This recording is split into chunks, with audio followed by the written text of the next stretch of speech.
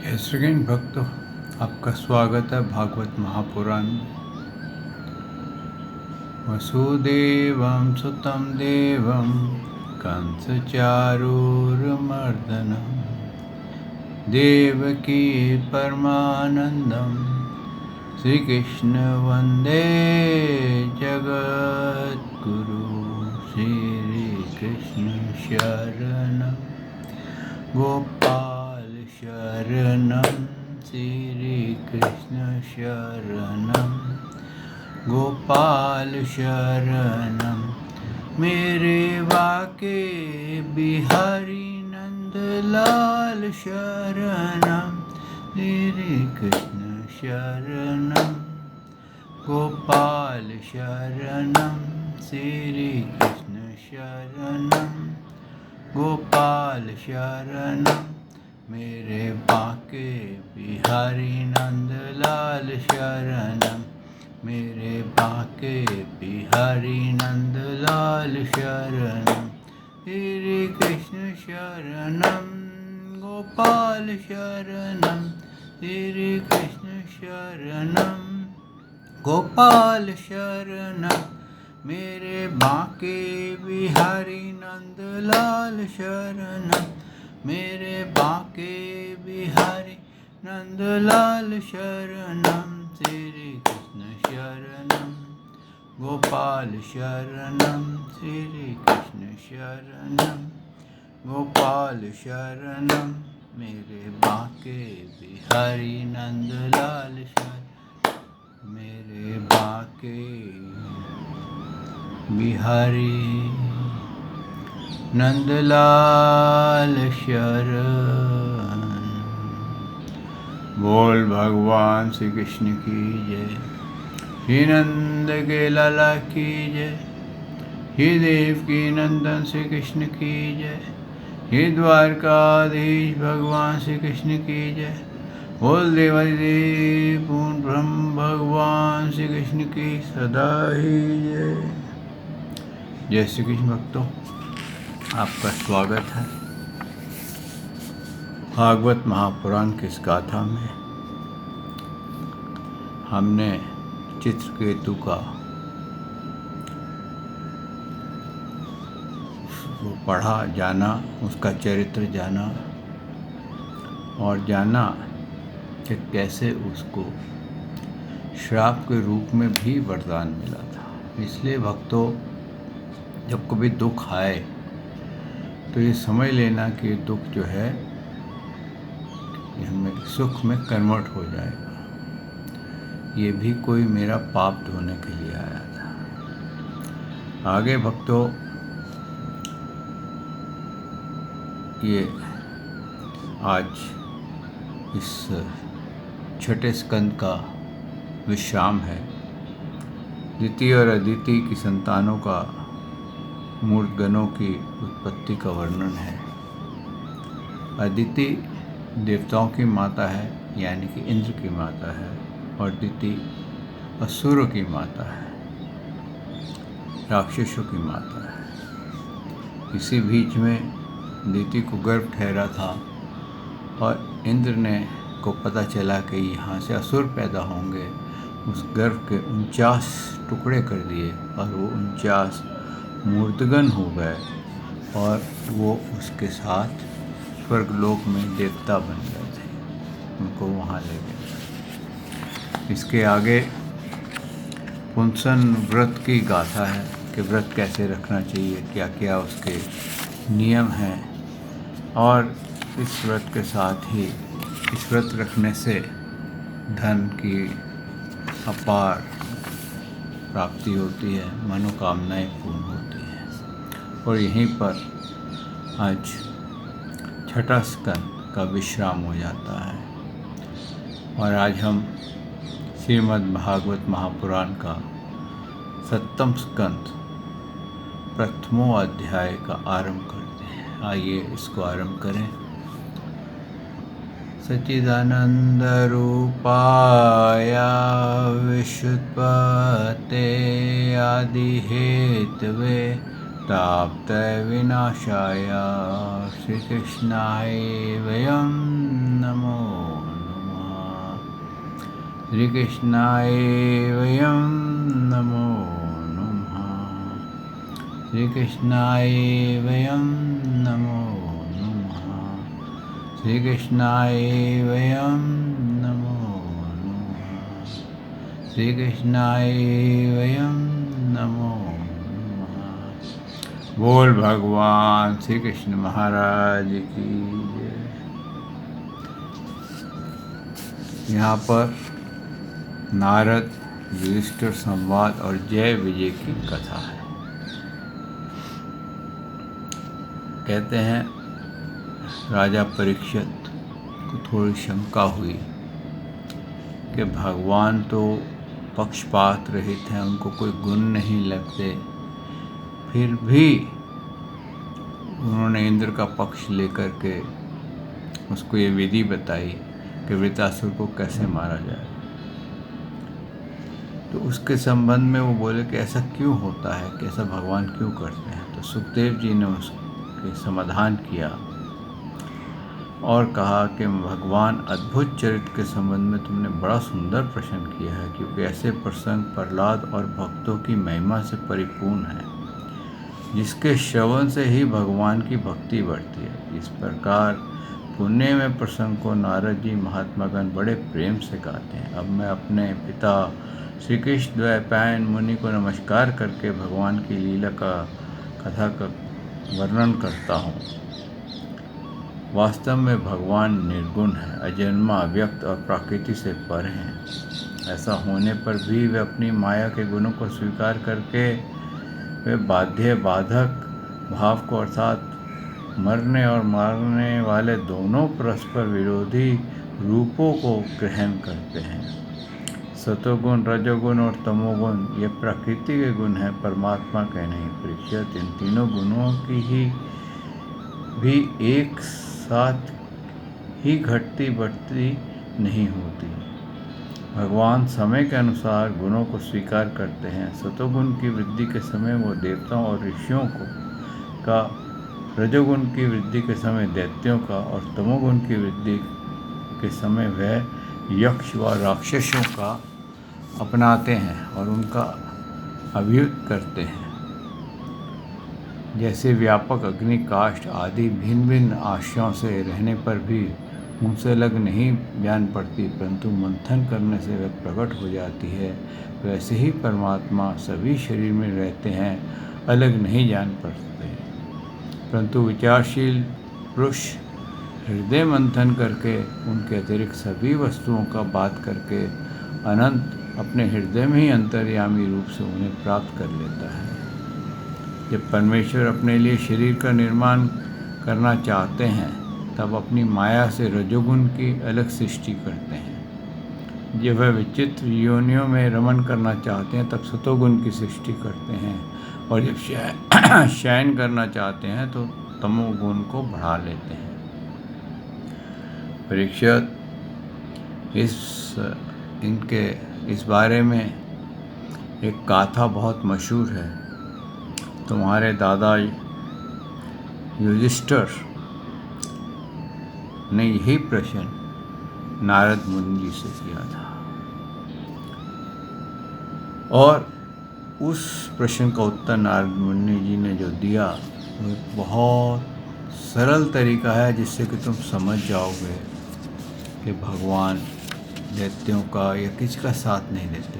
जो उनका चिंतन करता है वही उनको प्राप्त कर लेता है। जो उनकी भक्ति करता है, चाहे वो दैत्य है, चाहे राक्षस है, चाहे वो देवता है, चाहे वो मानव है, भगवान सदा न्यूट्रल रहते हैं।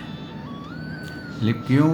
कि भगवान ही सबके शरीर में विराजमान है। यानी कि देवताओं के अंदर जो आत्मा है वो भी भगवान की पावर से चल रही है, वही जीव है। और जो राक्षसों में, दैत्यों में जो आत्मा है वो भी भगवान की ही पावर से चल रही है।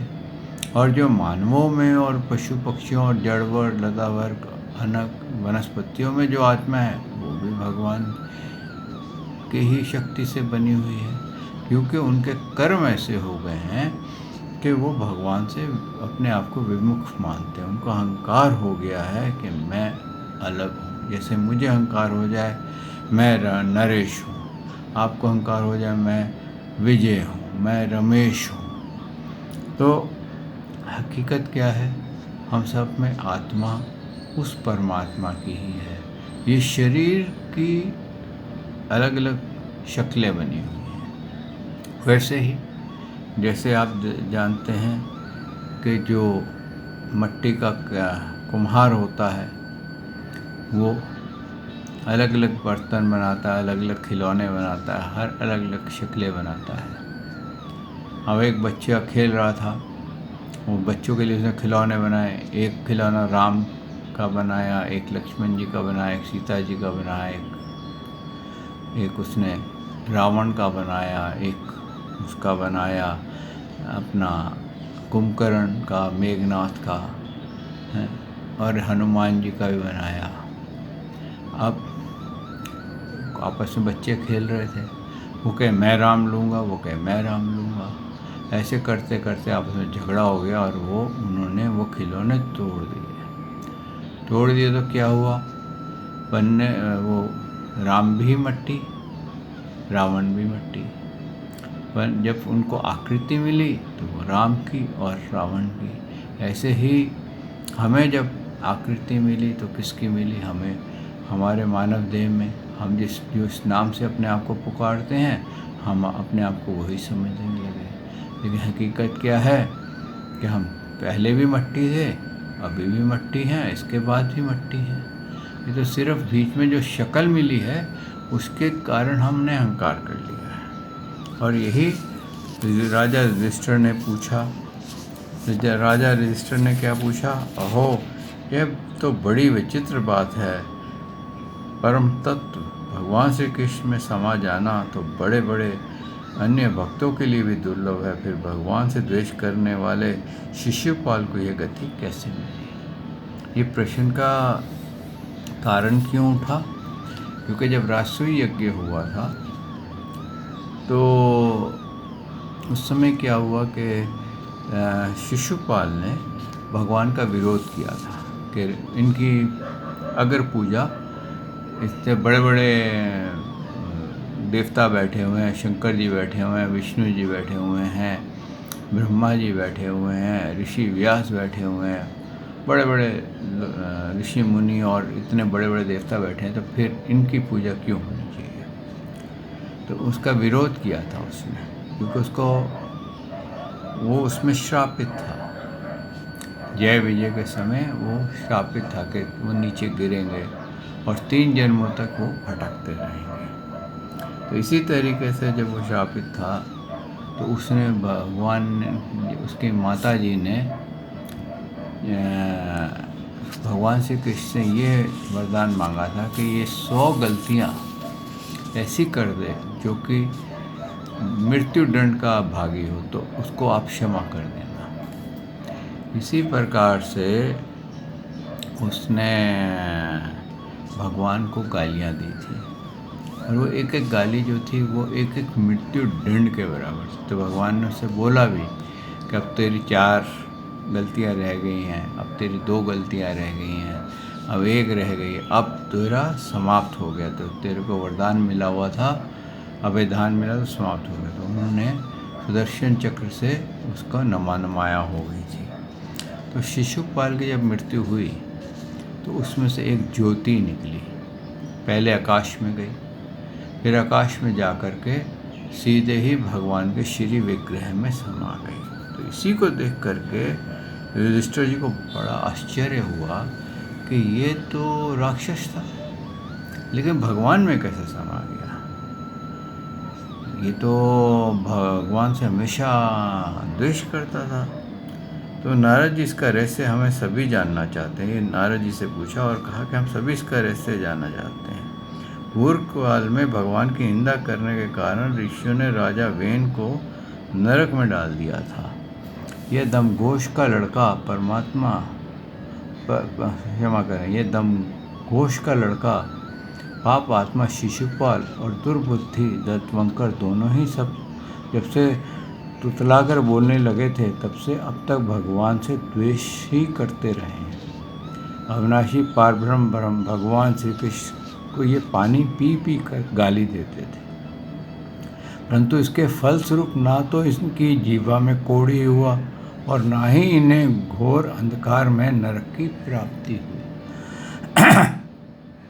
देखिए कैसी कृपा है। कहते हैं ना कि पाप भी कर रहा और उसको कोई फर्क नहीं पड़ा, लेकिन वो पाप किसके प्रति कर रहा था?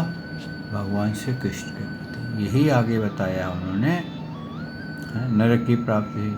प्रत्युत जिन भगवान की प्राप्ति अत्यंत कठिन है, उन्हें ये दोनों सबके देखते देखते अनायासी लीन हो गए। इसका क्या कारण है? हवा के झोंके से लड़खड़ाती हुई दीपक की लौ के समान मेरी बुद्धि इस विषय में बहुत आगा पीछा कर रही है। आप स्वर्गीय हैं, अतः इस अद्भुत घटना का रहस्य समझाइए कि क्यों समा गए? जो भगवान से द्वेष कर रहा है, ये क्यों समा गए? हर वक्त भगवान को गाली देता, हर वक्त उनको बुरा भला कहता है, तो ये ऐसा क्यों हो गया? आगे सुखदेव जी कहते हैं, सरसमर देव ऋषि नारद ने राजा के प्रश्न सुन करके बहुत प्रसन्न हुए। उन्होंने ईश्वर को संबोधित करके भरी सभा में सबके सुनते हुए यह कथा कही। क्या अब नारद मुनि जी ने क्या कहा? नारद मुनि जी ने कहा, युधिष्ठिर, निंदा स्तुति सत्कार और तिरस्कार इस शरीर के होते हैं, आत्मा के नहीं। इस शरीर की कल्पना प्रकृति और पुरुष का ठीक ठीक विवेक न होने के कारण ही होती है। जब इस शरीर को ही हम अपना आत्मा मान लिया जाता है, तब यह मैं हूँ और यह मेरा है ऐसा भाव बन जाता है। यही सारे भेदभाव का मूल है। इसके कारण ताड़ना और दुर्वचनों की पीड़ा होती है। जिस शरीर में अभिमान हो जाता है कि यह मैं हूँ, उस शरीर के वध से प्राणियों को अपना वध जान पड़ता है। किंतु भगवान तो जीवों के समान ऐसा अभिमानी है ही नहीं, क्योंकि वह सर्वात्मा अद्वितीय हैं। वे जो दूसरों को दंड देते हैं, वह भी उनके कल्याण के लिए है, क्रोधवश अथवा द्वेषवश नहीं। तब भगवान के संबंध में अहिंसा कल्पना तो की ही कैसे जा सकती है? इसलिए चाहे सुदृढ़ वैर भाव से या वैरहीन भक्ति भाव से, भय से, स्नेह से अथवा कामना से, कैसे भी हो, भगवान में अपना मन परिपूर्ण रूप से लगा देना चाहिए। भगवान की दृष्टि में इस भावों में कोई भेद नहीं है। देखिए क्या बात कही है यहाँ पर। उन्होंने ये चीज़ कही है कि आत्मा तो एक है, भगवान ही उस आत्मा को चला रहे हैं। ये आत्मा किसकी है? भगवान की आत्मा है। हम जीव आत्मा है। जीव हम क्यों हैं? क्योंकि हमारे अंदर लिंग दे लगी, अविद्या लगी, तो हम जीव हो गए। अब जीव हो गए तो क्या हो गया कि हम ज्ञान से भटक चुके हैं। और ये ज्ञान जो है, कहते हैं ना, तभी समझ में आता है जब भगवान हमारे को समझाना चाहते हैं। नहीं तो एक कहानी के तौर पे, एक कथा के तौर पे हम सुनते हैं, प्रसन्न होते हैं, चले जाते हैं। और जब हम किसी शरीर में होते हैं, जब वो जीवात्मा शरीर में होती है, तो उसको क्या लगता है कि मैं अलग, मेरी आइडेंटिटी अलग है। और जो ये दुर्वचन कहे जाते हैं, सुने जाते हैं, ये शरीर के लिए कहे जाते हैं, आत्मा के लिए नहीं। तो उसका हम किसको लेते हैं?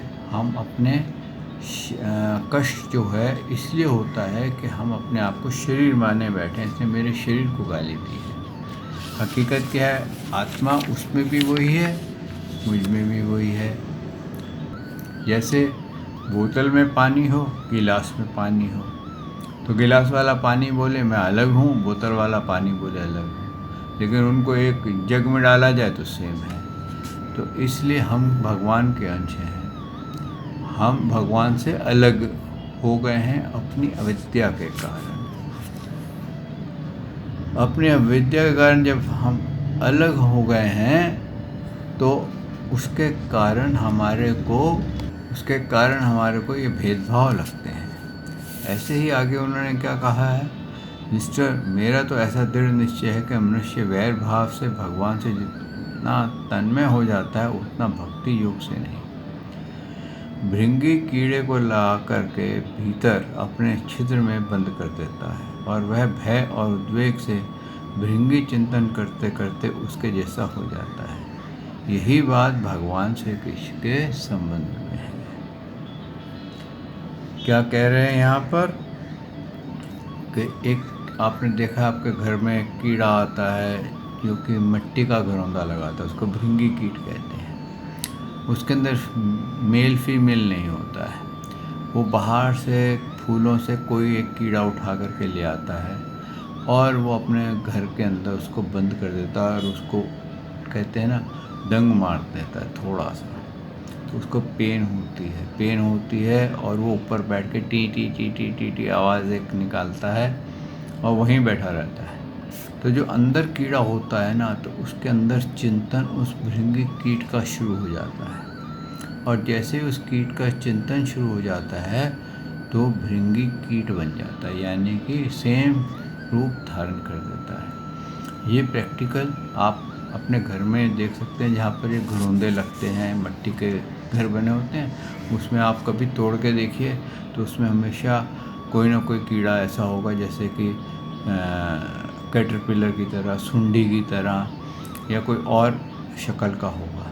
लेकिन जो उसके ऊपर भूंड टाइप का जो बैठेगा, जो भृंगी कीट है वो बैठेगा, उसकी शेप अलग होगी। वो कभी अंडे नहीं देता, लेकिन वो ऐसे ही करता है और इसी तरीके से उसका परिवार यानी उसकी वृद्धि होती है।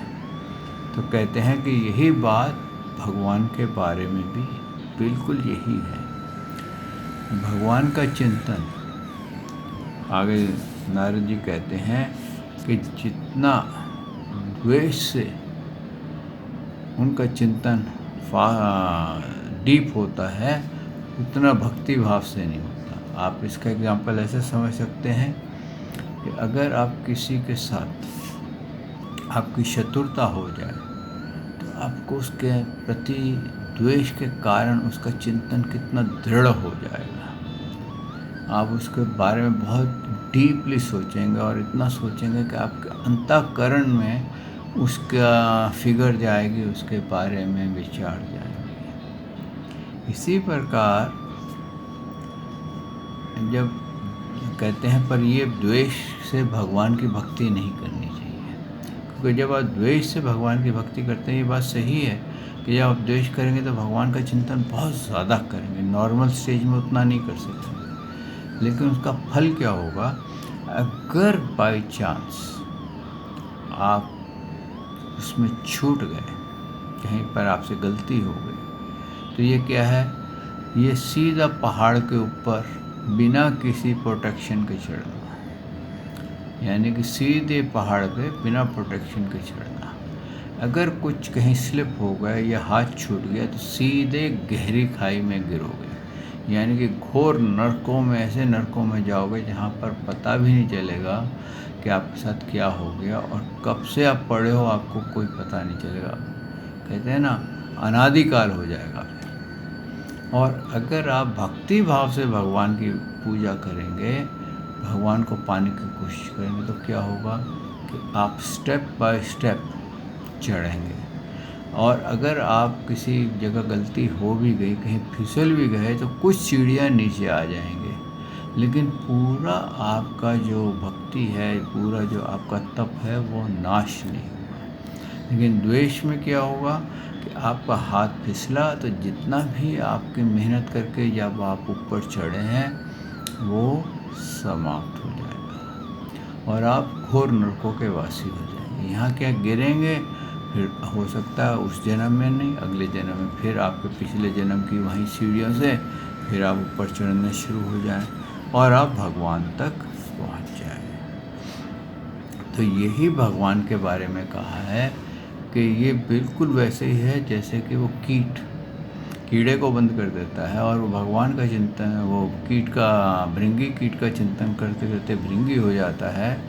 ऐसे ही जो व्यक्ति भगवान का चिंतन करता है वो फाइनली भगवान को पा जाता है, चाहे वो द्वेष से करे चाहे वो भक्ति भाव से करे। यही उन्होंने समझाने की बात कही है। आगे उन्होंने क्या कहा है, लीला के द्वारा मनुष्य को मालूम पड़ते हुए कि ये सर्वशक्तिमान भगवान ही तो हैं, इनसे वैर करने वाला भी इनका चिंतन करते करते पापरहित होकर इन्हीं को प्राप्त हो गए हैं।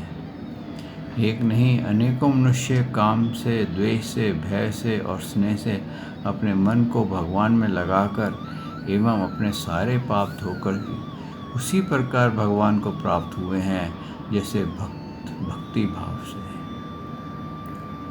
देखिए, भगवान की भक्ति किससे होती है? द्वेष से भी होती है, भय से भी होती है, प्रेम से भी होती है। यानी कि कहीं आपने जैसे एक वृंदावन में एक स्त्री का कथा सुनी होगी, सत्य कथा है, बहुत लोग गाते हैं कि एक लेडी थी, वो लड्डू गोपाल वहाँ पर भगवान गई थी वृंदावन, तो वहाँ से लड्डू गोपाल ले आई थी।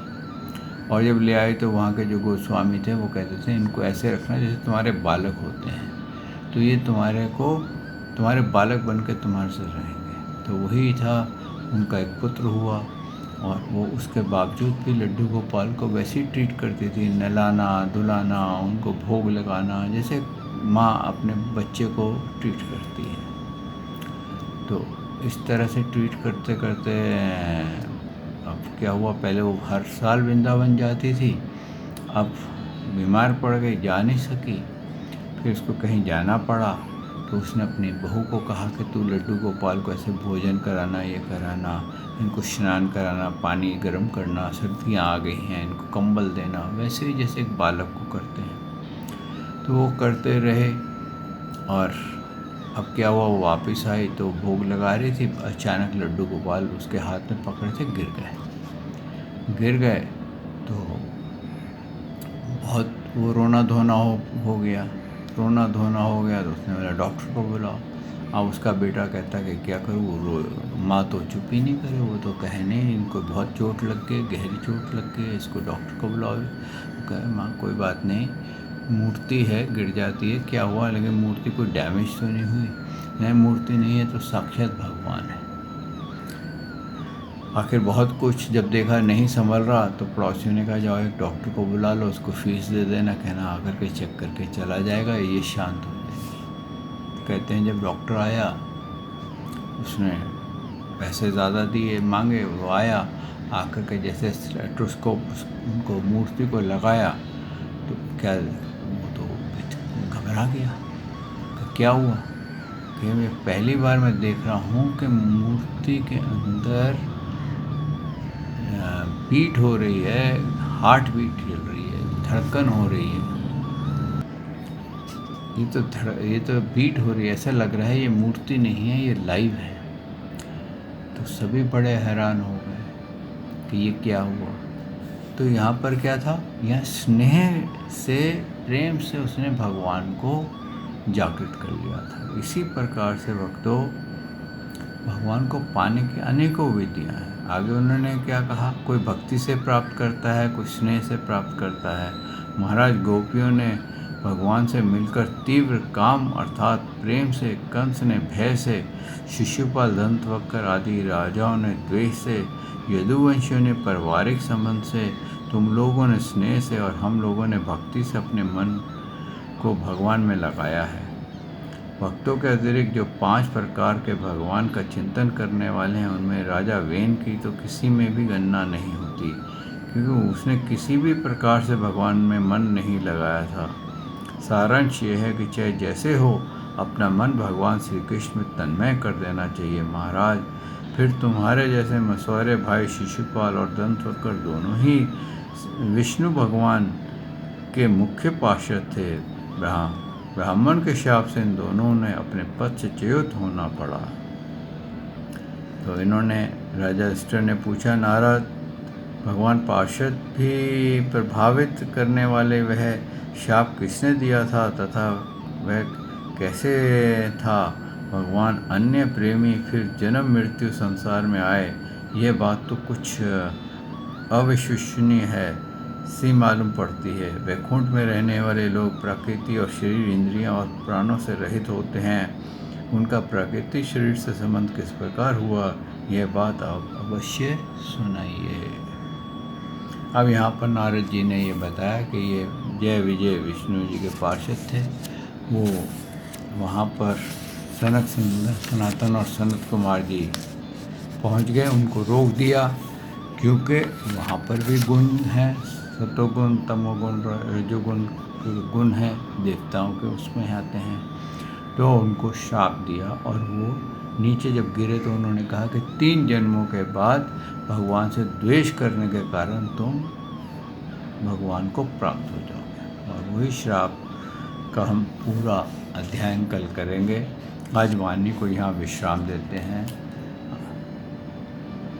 श्री कृष्ण शरणम गोपाल शरणम, श्री कृष्ण शरणम गोपाल शरणम, मेरे बाके बिहारी नंदलाल शरणम, मेरे बाके बिहारी नंदलाल शरणम, श्री कृष्ण शरणम गोपाल शरणम, श्री कृष्ण शरणम गोपाल शरणम, मेरे बाके बिहारी नंदलाल शरणम, मेरे बाके बिहारी नंदलाल शरणम। बोल भगवान श्री कृष्ण की जय, श्री नंद के लाला की जय, श्री देवकी नंदन श्री कृष्ण की जय, श्री द्वारकाधीश भगवान श्री कृष्ण की जय। बोल देवदेव पूर्ण ब्रह्म भगवान श्री कृष्ण की सदा ही जय।